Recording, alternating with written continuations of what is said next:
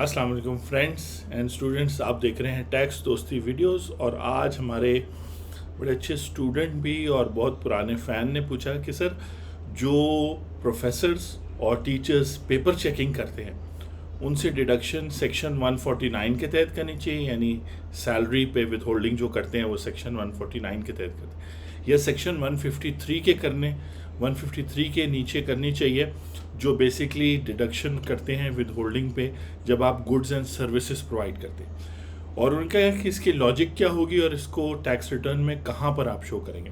तो बेसिकली जब कोई भी प्रोफेसर पेपर चेकिंग की असाइनमेंट उसको दी जाए, कोई भी टीचर उसको पेपर, चाहे प्राइवेट सेक्टर है पब्लिक सेक्टर है, तो सेक्शन 153 के तहत वो सर्विसेज प्रोवाइड कर रहा है। और उस टाइम जब वो पेपर चेक कर रहा है तो वो एम्प्लॉई नहीं है, तो उसकी जो इनकम उसको मिलेगी 100 रुपीज़ मिलते हैं या 10,000 या 1 लाख, उस पर आप सेक्शन 153 के तहत इंडिविजुअल का रिटर्न लगाएंगे, डिपेंडिंग के फाइलर है कि नॉन फाइलर, और वो सर्विस प्रोवाइडर है उस टाइम पे, क्योंकि उस पेपर चेकिंग में आप जो है एग्जामिनर को यानी उस प्रोफेसर को ये नहीं बता सकते किस टाइम करनी है, किस तरीके से करना है। वो अपने टाइम से करेगा, अपने तरीके से करेगा। हाँ, गाइडलाइंस आपने दी होंगी, लेकिन वो कॉन्ट्रैक्टर के तौर पे, सप्लायर के तौर पे, सर्विस प्रोवाइडर के तौर पे उस वक्त बिहेव करोगे। वही प्रोफेसर अगर आपकी यूनिवर्सिटी में पढ़ा रहा है, चाहे वो विजिटिंग है या फुल टाइम, आप जब उसको सैलरी देंगे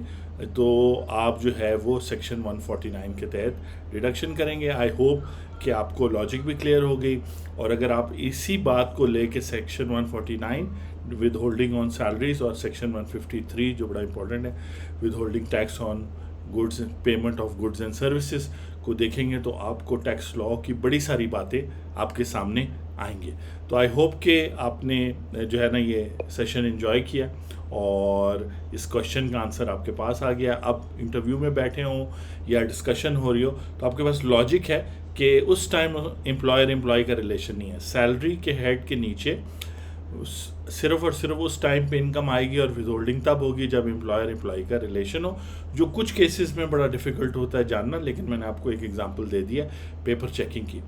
इसी तरह जब ये एग्जामिनर अपनी ये इनकम जिससे 153 के तहत डिडक्शन हुई है, इसको इनकम फ्रॉम अदर सोर्सेज में भी शो कर सकते हैं, लेकिन चूंकि ये फुल एंड फाइनल इनकम होगी तो बेसिकली ये इनकम टैक्स की जो कंप्यूटेशन वाला या टैक्स चार्जेबल वाला टैब है उसके अंदर जो सब टैब है फिक्स्ड एंड फाइनल, वहाँ जाके एंटर कर देंगे। यानी 1 लाख रुपए सपोज करे पेपर चेकिंग के पैसे आ गए और 10% आपने विद होल्डिंग कर ली एज एन इंडिविजुअल, जो भी रेट है इस वक्त। तो हम टैक्स ईयर 2024 में, तो जो है आसिम का शुक्रिया, उन्होंने क्वेश्चन पूछा था, जवाब आपको मिल चुका है और आपसे मुलाकात होती है नेक्स्ट वीडियो में। Thank you very much.